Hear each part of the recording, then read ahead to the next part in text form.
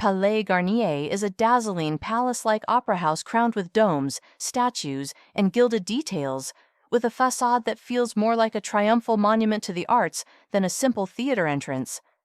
Step closer, and the building reads like a choreography of columns, arches, and sculpted figures, all designed to build anticipation before you ever see a stage. It's also inseparable from one of the world's most famous theater tales. The atmosphere of hidden corridors and backstage mystery helped ignite the legend that became the Phantom of the Opera. This opera house helped define what people around the world imagine when they think of Parisian elegance.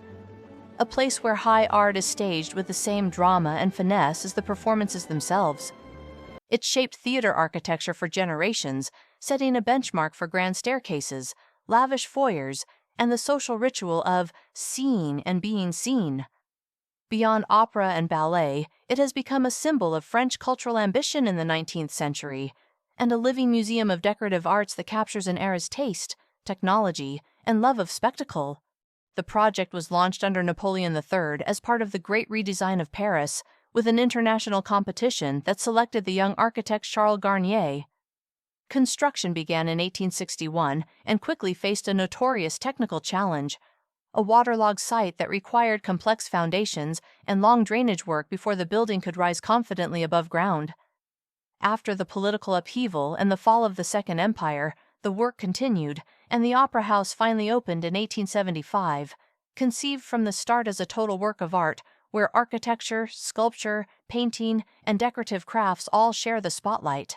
The exterior is a showcase of stone and richly colored marbles, accented with gilded bronze and elaborate sculptural groups. Inside, the effect becomes even more sumptuous.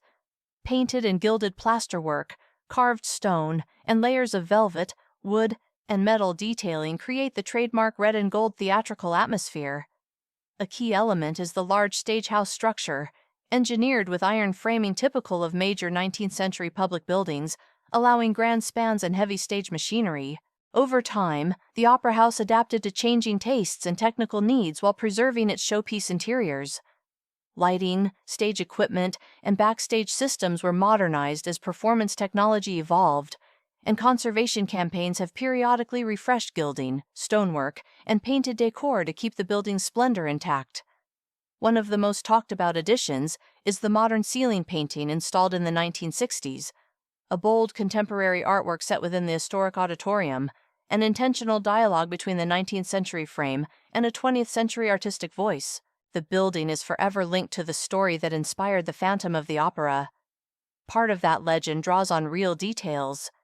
Beneath the structure are subterranean spaces and a water reservoir created to manage the challenging ground conditions, which helped fuel tales of hidden passages and a mysterious lake. Another often told story involves the grand chandelier, an emblem of the auditorium's opulence, whose history and dramatic presence have long invited rumors, theatrical superstitions, and a sense that the house itself is a performer. The experience is designed as a theatrical journey. The monumental grand staircase is not just circulation, but a ceremonial stage for the audience, framed by mirrors, marble, and golden light. Inside, the vast foyer stretches like a royal gallery, amplifying the sense that the building itself performs.